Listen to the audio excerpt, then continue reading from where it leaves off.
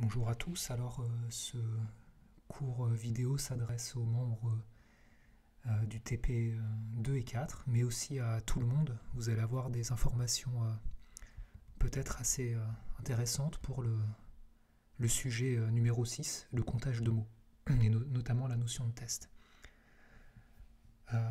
Donc pour les membres de mes deux groupes, je vais vous créer votre plateforme de rendu, et je vous laisse jusqu'à mardi soir prochain, donc c'est-à-dire là on est le 16, donc le 24, pour rendre votre travail. Peut-être qu'on commencera le TP7 aussi cette semaine, histoire de ne pas prendre de retard, mais vous allez avoir suffisamment de temps pour le finir. Je pense d'ailleurs que vous l'avez déjà commencé.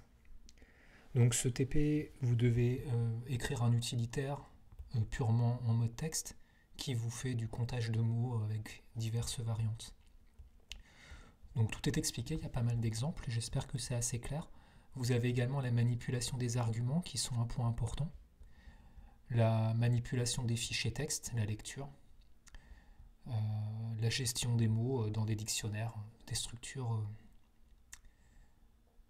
et des types que vous devez définir qui ne sont pas forcément demandés d'être les plus efficaces possibles. Mais voilà, on vous demande quand même de faire un peu de discernement, même si ce n'est pas un TP d'algo. Il faut faire attention quand même sur le choix des types et leur efficacité. Voilà, mais si vous n'avez pas les algos les plus efficaces, mais que votre code est propre, il y a les assertions, une bonne documentation, gestion d'erreurs, des bons identificateurs, et que vous avez une complexité qui est loin d'être optimale, vous pouvez quand même avoir une super note. Il n'y a pas de problème avec ça.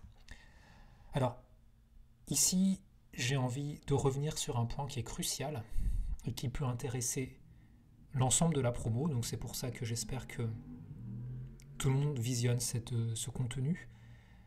Il s'agit de la notion de test.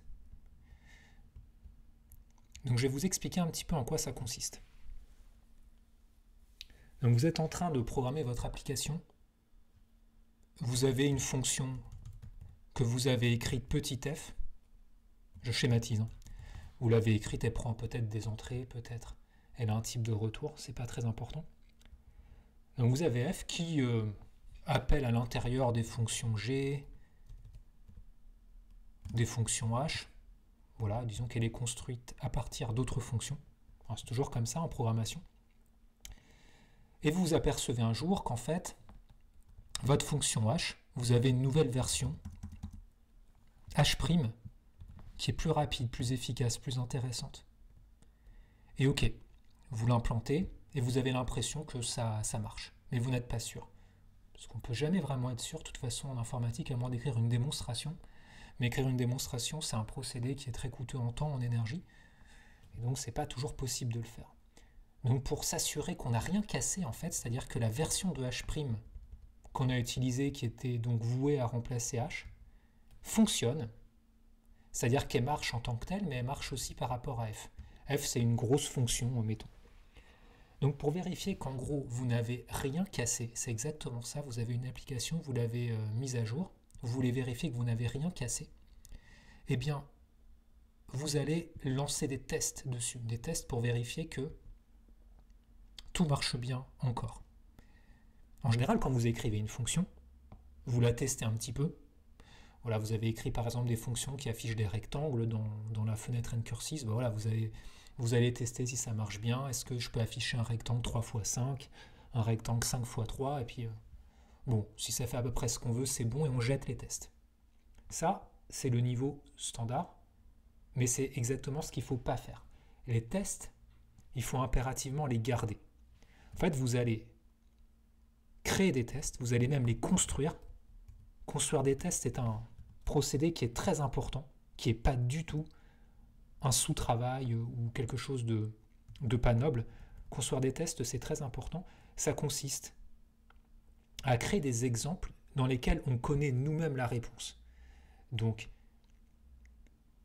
vous allez constituer en fait ce qu'on appelle des couples, des jeux d'entrée et de sortie attendue. Par exemple, si je considère une fonction, mettons ma fonction h, calcule la moyenne de deux valeurs. Donc exemple, h est censé renvoyer la moyenne de ces deux arguments. Bon, là vous allez me dire, il n'y a peut-être pas besoin de faire un test pour une fonction aussi simple, mais pour l'exemple, c'est pas si mal. Donc vous allez créer vous-même votre propre jeu d'exemple. Donc comme entrée, si vous avez comme entrée, mettons, 0 et 20, la sortie que vous savez calculer vous-même, c'est 10.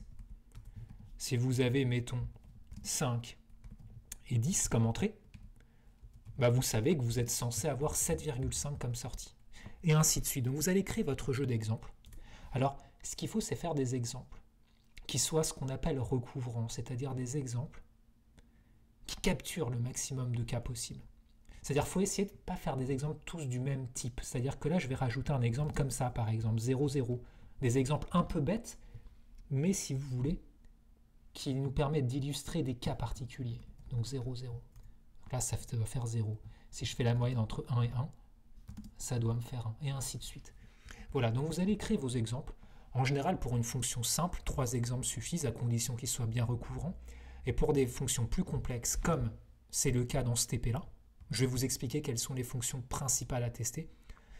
On peut envisager 4, 5, 6 exemples pour être certain. Donc voilà, vous allez comparer en fait ce que vous renvoie votre fonction par rapport au résultat attendu. Donc là, vous allez écrire la chose suivante. Donc là, vous avez votre fonction int. Alors on va même la mettre float plutôt parce qu'il y a eu un 7,5, vous l'avez vu. On va faire les choses bien. Moyenne, float, petit a, float, petit b. Vous avez votre fonction qui est écrite là, je la déclare juste. On ne se préoccupe pas pour l'instant de son implantation. Et là, ce que vous allez faire, vous voyez l'énoncé, vous allez écrire une fonction int test moyenne. Donc là, vous allez dans le module test. Donc là, vous êtes dans test.c. Vous allez écrire int test moyenne. Ça prend aucune entrée, d'accord? Et là, vous allez mettre en place votre jeu de test. Donc ce que je vais faire, je vais recopier mon jeu de test que j'ai sur mon cahier. Donc il faut faire des exemples intelligents. Donc voilà, faites-les sur le papier avant pour être sûr de ne pas passer à côté de choses. Et là, on va faire la chose suivante. On va tester if moyenne. Donc j'appelle la fonction moyenne avec 0 et 20, conformément à mon premier exemple. Si ça n'est pas la valeur attendue, qui est 10, eh bien dans ce cas, j'ai une erreur, donc je renvoie 0. Et je fais pareil pour les autres tests. Donc j'en ai 4, parce que c'est une fonction qui est, on va dire, importante. Donc on a fait 4 tests. 5, 10, on est censé avoir 7.5. Vous avez compris, 0 et 0, on est censé avoir 0. Donc si on n'a pas 0, on renvoie faux. Et 1 et 1, on renvoie faux dans le cas contraire. Et donc si vous avez réussi à passer tous ces tests sans activer les conditions, donc c'est-à-dire que vos tests sont valides, ils sont corrects, vous renvoyez 1 pour dire que le test a gagné. Donc c'est-à-dire que la fonction test moyenne, elle a des chances d'être bonne. Après, tout dépend, hein. Vous ne pouvez pas en être sûr, ça n'est pas une démonstration mathématique, mais ça vous sert quand même de point de vérification. En fait, il faut prendre les choses comme ça. Si un test est faux, ça veut dire que ça implique que votre fonction est fausse. Mais si vos tests sont vrais, ça n'implique pas que votre fonction est bonne. D'accord? Mais ça vous fait quand même une heuristique, ça vous donne un avantage stratégique pour aller un peu plus vite et capturer les erreurs le plus vite possible. C'est vraiment la chasse aux erreurs qui est importante. Ok, donc maintenant on suppose que vous avez une autre fonction, test, je sais pas moi, pour tester si un nombre est premier par exemple. Donc là vous faites à peu près exactement la même logique. Voilà, donc 7 est premier, 2 est premier, 8 n'est pas premier, etc. Vous avez d'autres fonctions, mettons int, test, je sais pas moi, calculer périmètre d'une forme géométrique. Voilà, par exemple. Donc là encore, vous avez dessiné vos tests sur papier, fait les calculs et implanter votre jeu de test. Donc là, vous êtes toujours dans le module test. Et ce que vous allez faire, c'est que vous allez avoir une fonction totale qui s'appelle int_test qui va regrouper tous les tests. Donc cette fonction-là, ça vous permet d'un seul coup d'appeler tous les tests de votre projet en vérifiant qu'ils passent bien tous. Donc vous allez faire if test moyenne, donc c'est la première qu'on a vérifiée. Donc si ça c'est bon, bah, tout va bien. Donc ce qu'on va tester, c'est la négation pour renvoyer une erreur quand un problème a lieu. 0. Pareil pour les autres, donc vous les faites toutes. If not test est premier. Return 0. If not test calculer périmètre. Dans ce cas-là, bah, vous renvoyez encore une fois 0. Et si tout passe, un return 1 général là vous dit que absolument tous vos tests de votre application passent, ce qui en général est une excellente nouvelle. Voilà, donc là vous êtes dans le module main. Voilà, donc de là à là. Jusque là dans le module test, excusez-moi. Et ce qu'il faudra mettre en place dans le module main, c'est un moyen. Alors je ne vais pas vous expliquer comment en détail, ça c'est votre travail à vous.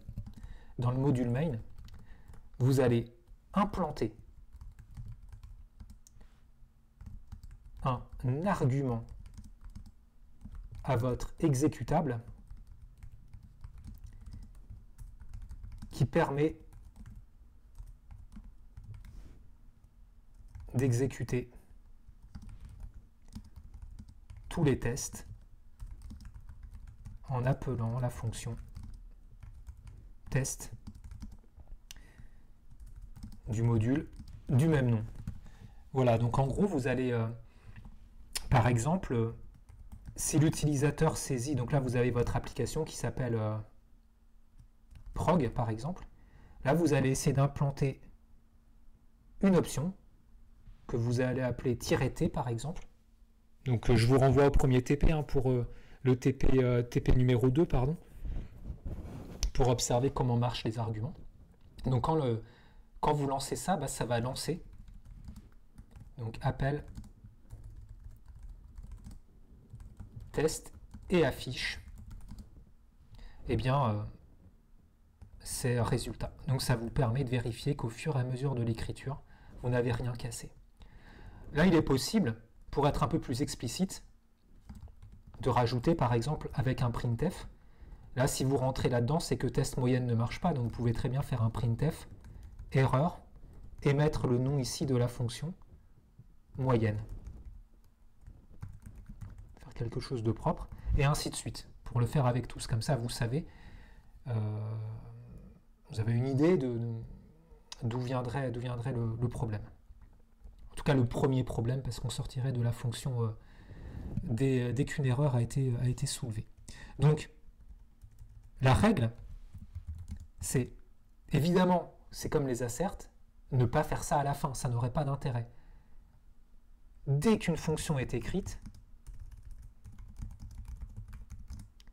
construire un jeu de test adéquat, et implanter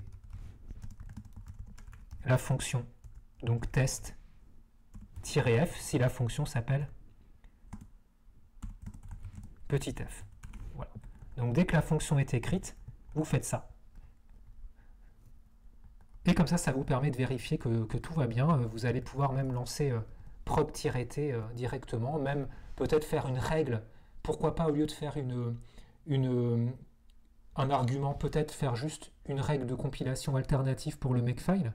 Ça peut vraiment être assez pro de faire ça, ça peut être pas mal, pour que le makefile compile uniquement une version test de votre application, avec des messages de débugage. Ça c'est plutôt pas mal.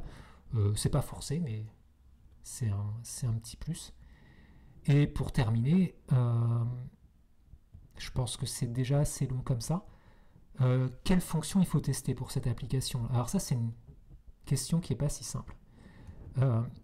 Parce que vous avez deux écoles en fait. Soit vous testez toutes les fonctions, mais vraiment toutes, Sauf peut-être la fonction max, qui vous calcule le max entre deux valeurs, ce genre de choses-là. Bon. Mais vous testez, disons, 95% des fonctions. Ça, c'est vraiment la première école. Et je serais tenté de vous conseiller de faire ça pour ce TP uniquement, parce que c'est la première fois qu'on le fait. Mais c'est un peu long et c'est un peu rébarbatif, et je comprends que ça puisse ne pas trop vous plaire. La deuxième façon de faire, c'est d'attribuer en fait à chaque fonction une note d'importance, une note de difficulté, donc deux dimensions différentes, hein. Vous avez importance et difficulté qui ne sont pas forcément corrélées, et de tester chaque fonction soit dès qu'elle est importante, soit dès qu'elle est complexe. Donc ça, c'est à vous de voir. Donc par exemple ici, vous allez tester déjà impérativement toutes les fonctions qui répondent aux spécifications, donc toutes les fonctions qui réalisent chaque commande, hein, donc le dénombrement des occurrences par ordre du texte, par ordre alphabétique, par ordre d'occurrence. Donc tout ça, ça vous fait au moins 3 fonctions à tester. Pareil pour les suites, toutes les expressions qui en suivent d'autres, etc. Donc voilà, c'est un petit peu long, mais le TP en soi est vraiment pas difficile. C'est ça la partie un peu complexe à mettre en œuvre. Voilà, donc j'espère que c'est clair. N'hésitez pas, vous allez avoir encore une fois des instructions pour les chats en direct. Et je vous souhaite bon travail à tous et à très vite.